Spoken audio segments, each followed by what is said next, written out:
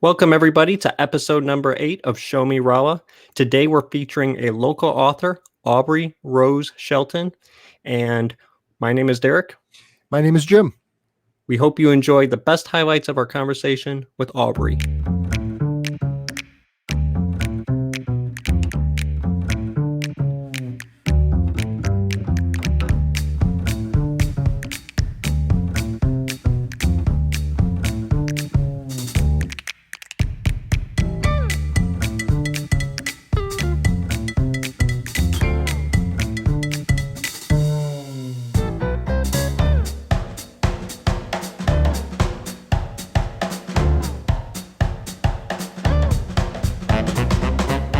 First one, they go to Ireland and England, learn about fairies, fairy rings, Nottingham, stuff like that.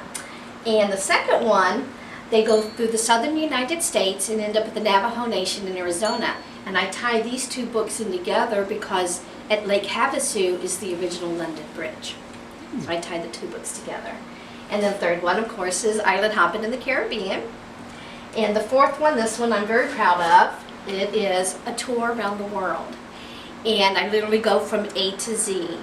And that's why I say this one's adults, teenagers and adults, because it's very informational.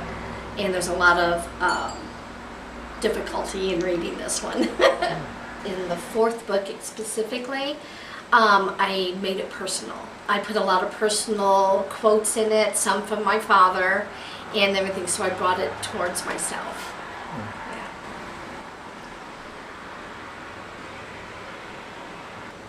Well, when Jacob was born, he was my first grandson.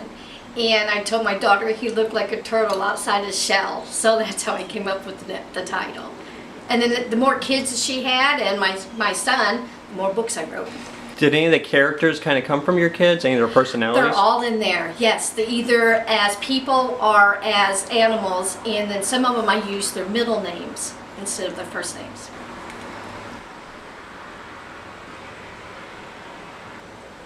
Well, I've been to all but 5 states. I have lived in 11 of them. I've been to Mexico, Canada, and Ireland. And for me, half the fun is getting there. I love driving and flying. So, and I like finding the beauty in every place that I go. And I'm big on historical sites. I think that's the reason why I wrote the type of books I did, which is educational fiction, is I want them to be entertained, but I also want them to learn something.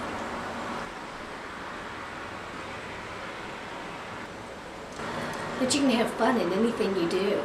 You know, I talked about the beauty. There's beauty's in the eye of the beholder. And every place you go, you can find something in it that's going to be to your liking. And I want them to enjoy the world. I've overcome a lot. I guess everybody has. Everybody's had their troubles in life. But you know, you hold your head up high and you move on.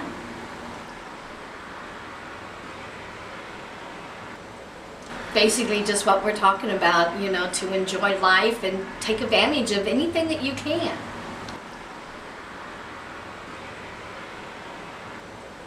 Basically do your research. I used a self-publishing company on my first 2, and then I decided to go with a straight printing company. But now when I first started out, Barnes & Noble did not buy self-publishing books, but now they are. They actually have their own press company now. And you can sell inside their stores. So that's definitely an option for people who want to pursue actually selling them, making money off of them.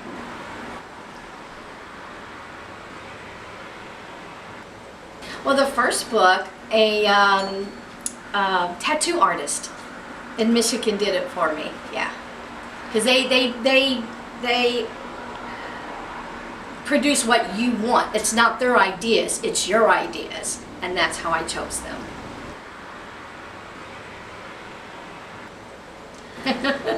Well, it's kind of funny because I didn't do very good in English when I was in school. But I just decided, I guess as you age, you learn stories, and that's helped me produce things. And I'm also a published poet, so I put a lot of that in, and so that's how I got started.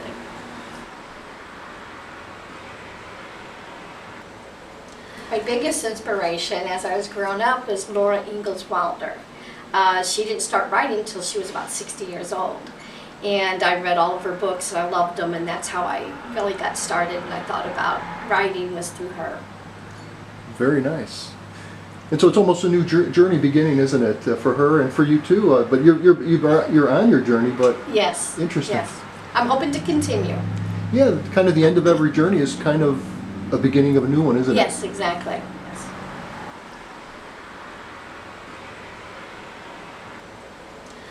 Well, I started writing when I was 18, and I'm thinking about doing a poetry book slash kind of like an autobiography. And I've gotten 4 published. Wow, So. nice. And I've written a couple songs, excuse me. They're inside my books.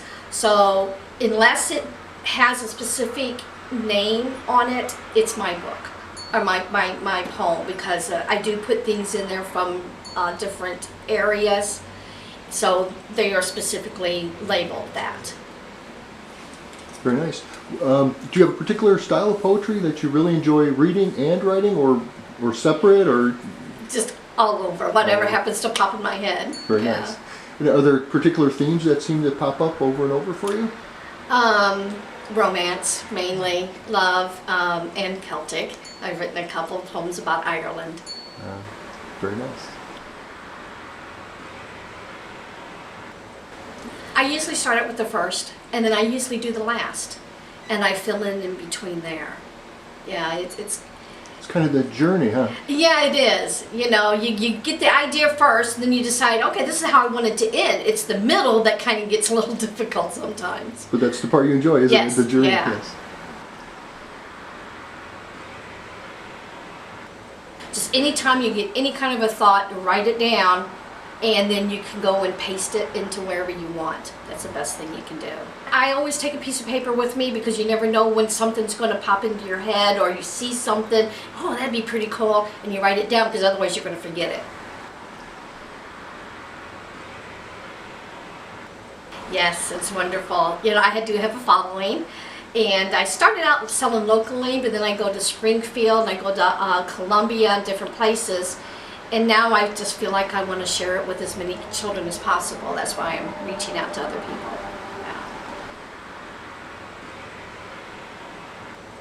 Doing something like that, you really learn a lot about yourself. You know, you don't think about what's happened to you until you go to write it down, and then you're like, wow, that really happened to me.